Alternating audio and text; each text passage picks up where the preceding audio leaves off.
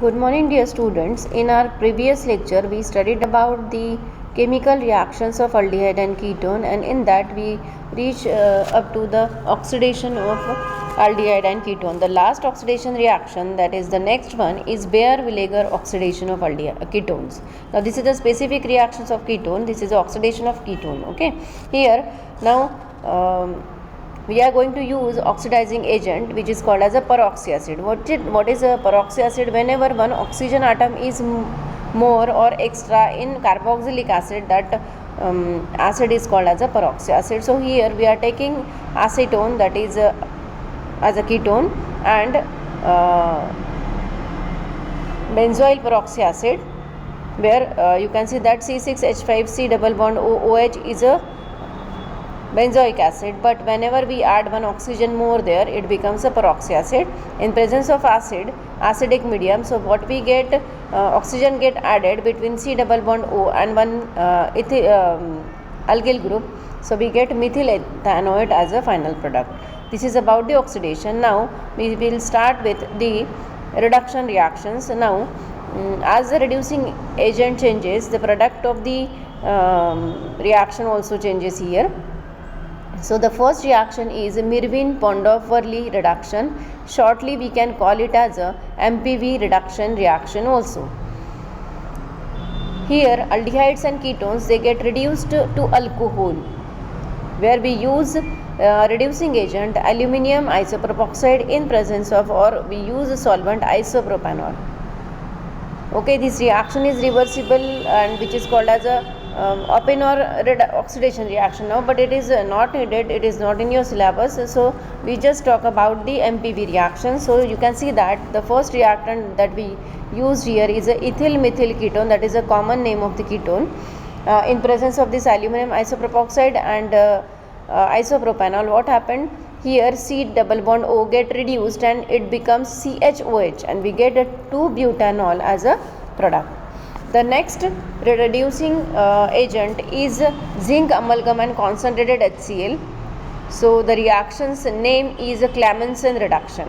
So whenever we think about Clemmensen reduction, it must be click in your mind that the reducing agent is zinc amalgam, means ZnHg, and concentrated HCl. So here the reduction of carbonyl group of aldehyde and ketone to methyl group. Here in Clemmensen reduction, directly we can say that CO group reduced to CH2 in presence of ZnHg and acidic HCl. So in the first example, you can see that we react acetone, and in presence of zinc amalgam and concentrated HCl, this CO get reduced to CH2 and we get CH3, CH2, CH3 means propane as a final product. Water molecule get removed here. The same happen with the second reaction. In second reaction, you can find that we are using now ethyl methyl ketone. Here that CO again get reduced under presence of the reducing agent zinc amalgam and concentrated HCl to form N-butane. Water molecule get removed here. So this is about the Clemmensen reduction. Then the next reaction is a Wolff-Kishner reduction reaction. Here we always use reducing agent is a hydrazine, means NH2 is a hydrazine, and this is a reducing agent. So whenever we think about Wolff-Kishner reaction, we must click about the hydrazine. And again here also the final product is alkane.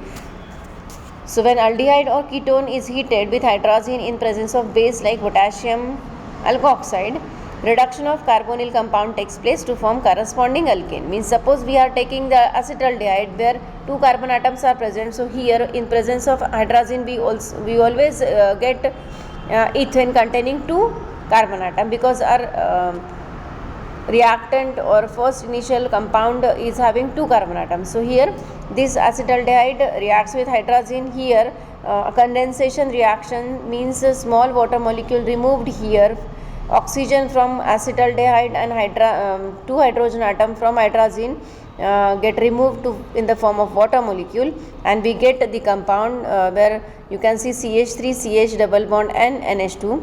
It undergoes again in presence of that alkoxide undergoes hydrolysis to form the alkane, that is ethane.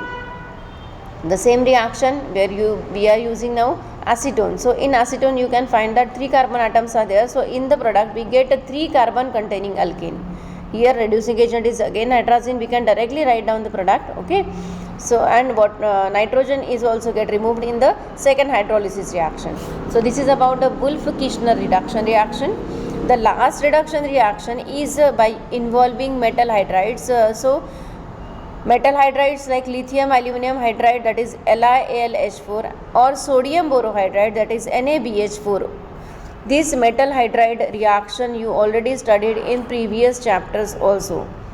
And this reduction of aldehyde and ketone in presence of metal hydride, they are also called as selective reduction of aldehyde and ketone, because whenever we use this metal hydride, aldehyde always get converted to primary alcohol and ketone always get converted into secondary alcohol. So here you can see the reaction where we are using acetaldehyde. It undergoes reduction in presence of reducing agent either LiAlH4 or NaBH4.